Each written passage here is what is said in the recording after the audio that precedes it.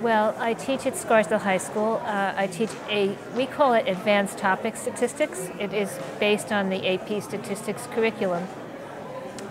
And I got interested in what Lisa's doing because my students learn the basics of introductory statistics, and we finish the basic ideas about the beginning of May, and then I was interested in them having some application of these ideas. And so Lisa came up with this wonderful program where we Skype with Wesleyan grad students, and they help my students analyze a large database which we wouldn't have access to without this program.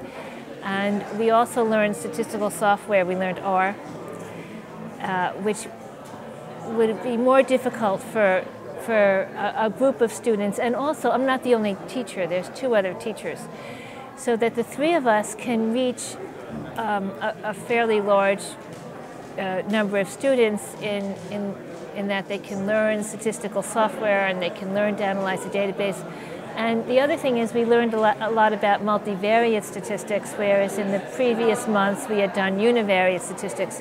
So it really gave the students access to an opportunity that they wouldn't have before this program. So that's how I got involved, and I was very interested to see how the Wesleyan students work in the program. So very productive.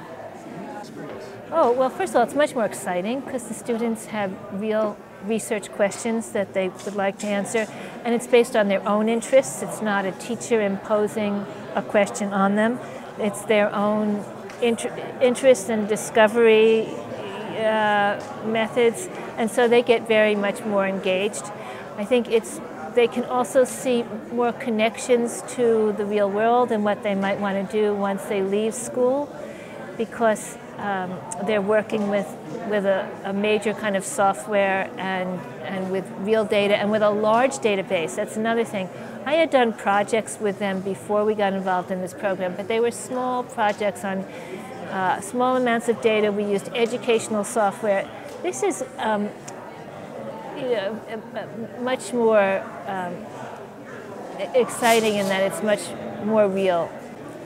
And so it was really wonderful. My students gained a lot from the experience.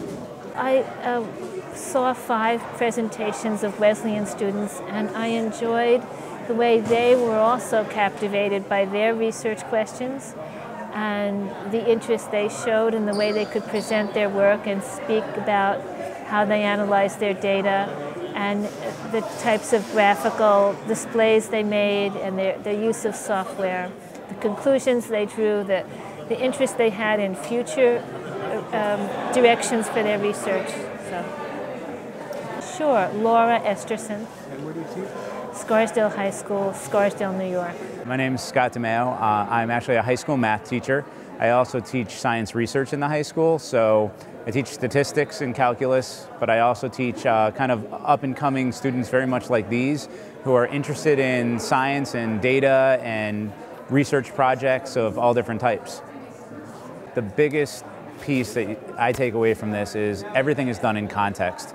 From go, these students are working with real data and they're learning the statistics along with the real data. And I think that that's where we lose a lot of our lesser motivated students, is they don't see the application of it. So trying to teach skill and then show application is very tough for them. And that's, I mean, really in the high school model, that's how we address it. So I think it's kind of cutting edge to do it, you know, soup to nuts here, that you're starting with your data set and you're eventually presenting it. And I think the additional skills along with it, you could have kids that are great presenters that aren't necessarily motivated math students that would really thrive in this environment. I saw a lot of great things. Every year I come back, I think I'm more impressed with what the students show me, especially when they tell me what their background is, that they're a psychology major, that they're into feminist studies, and they're doing these great, and I don't even know if they know that they're doing great math presentations, that they're actually presenting stuff that is pertinent to them and to their area of study, because most of them have chosen something to really complement their area of study as undergrads and upper level students. So, you know, I saw lots of great math projects that were disguised as social science projects, that were disguised as senior year math class types of things, and that always impresses me. I think probably the most impressive thing is the answers that the students give. That they're able to think on their feet, that they show their understanding of the course by being able to answer a question that they didn't prepare for.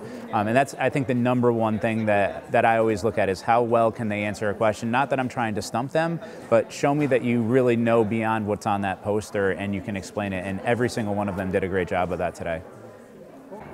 Pregnancy based off of parental intervention. So if a parent talks to their child, whether or not that'll impact use of contraception and therefore decrease pregnancy rates. Self-image and self-perception in terms of BMI and depression. There was a global economic one about people who enroll in the military based off of unemployment rates, whether or not there's a relationship between those types of things. So they were all over the boards, again, kind of showing the area of interest that the students had. They chose a data set that was pertinent to them. If they were a government major, they wanted to look at something government-based. I think part of the aspect that I liked about this is that every student did research first. So although they might have been getting their data from a large data set that had been data mined, the first part of it was their presentation of the research that they did. So automatically, they're not doing something that someone's already done. They're doing something that they're now vested in because they read a few research articles and they've studied this. And then they're just applying the regurgitated math to their contextual data. So it's not really the same. And I think that the students recognize that, and that's why there's a lot of buy-in by them into the program. So I think it's something that is more than just a semester course. It's something that continues on. It changes the culture at the school.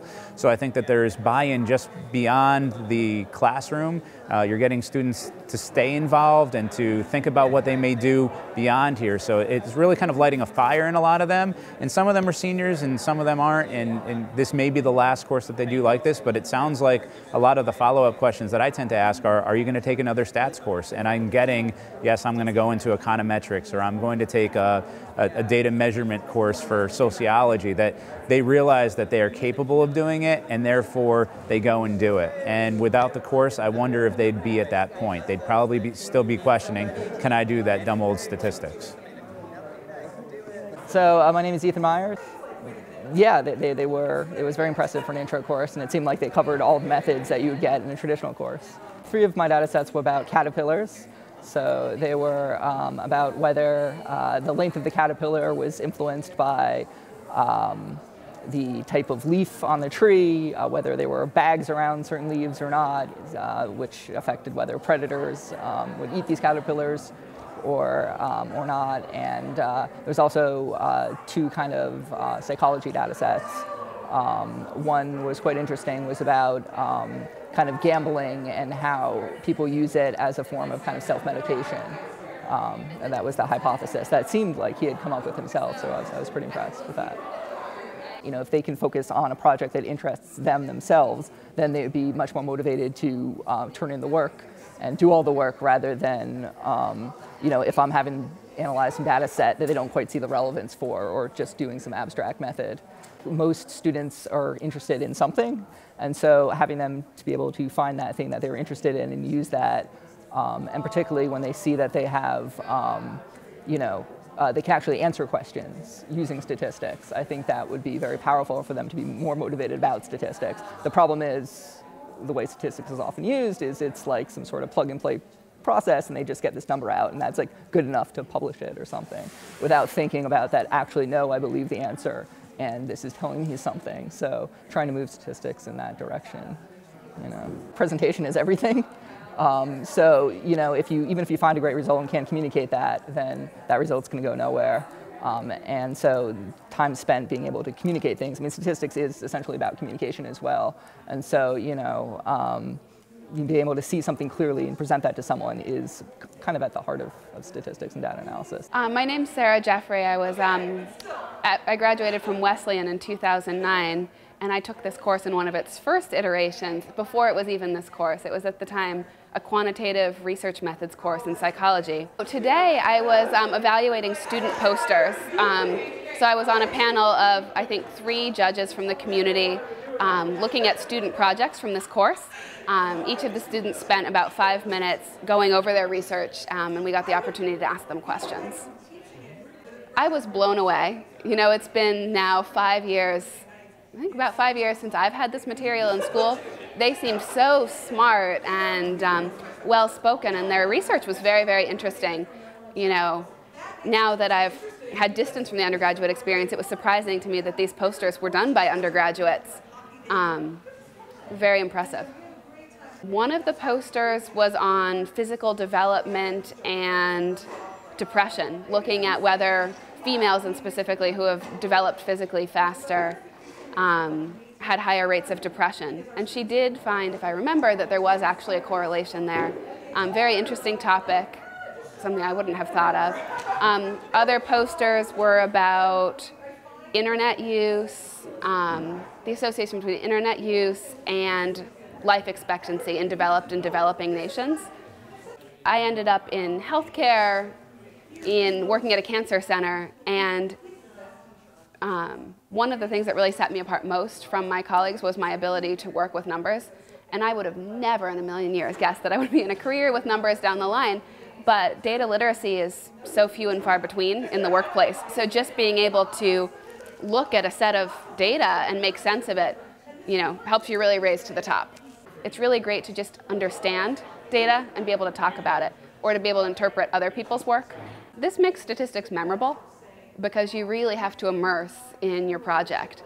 And so it's one thing to memorize a formula and reproduce it on a pencil and paper test, but it's a whole nother thing to understand it enough to apply it to a real world problem. And one of the things I really like about this course is that you can pick your question. And so I think my project, I can tell you 6 years later, was on social anxiety disorder and alcoholism. And the fact that I can tell you 6 years later what I studied, I can't tell you what I did in any other class. You know, it makes it very salient, it makes it memorable because you really spend a lot of time with the data.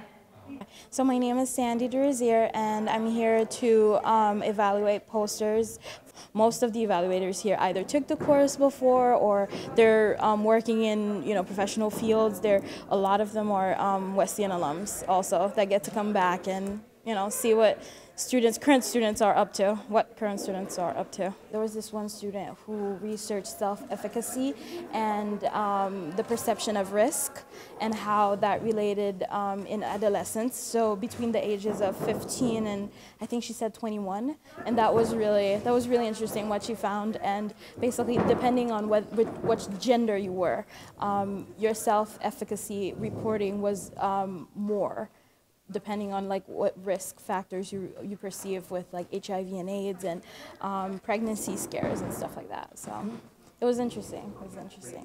And then another really interesting poster was about the female employment, the association between female employment and infant mortality in different countries, and that was confounded with lower income. So if you were from a lower income background, if you had you had to work. So females who had to work and they were from a lower income background, the infant mortality rate was actually increased compared with people who were from higher income background, found a decrease in infant mortality.